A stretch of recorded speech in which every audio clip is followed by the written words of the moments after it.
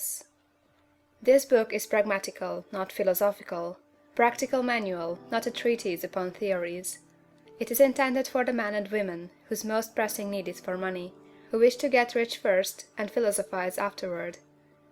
It is for those who have, so far, found neither the time, the means, nor the opportunity to go deeply into the study of metaphysics, but who want results, and who are willing to take the conclusions of science as a basis for action, without going into all the processes by which those conclusions were reached.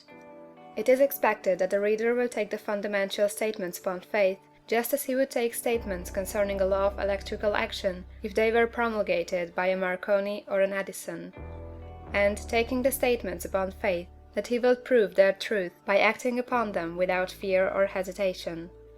Every man or woman who does this will certainly get rich, for the science herein applied is an exact science, and failure is impossible.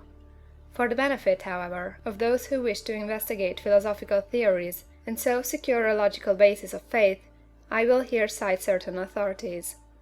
The monistic theory of the universe, the theory that one is all, and that all is one, that one substance manifests itself as the seeming many elements of the material world, is of Hindu origin, and has been gradually winning its way into the thought of the Western world for 200 years.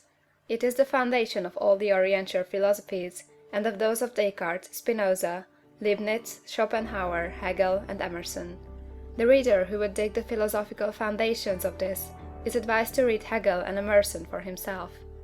In writing this book, I have sacrificed all other considerations to plainness and simplicity of style, so that all might understand.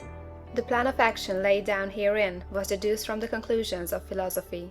It has been thoroughly tested, and bears the supreme test of practical experiment. It works.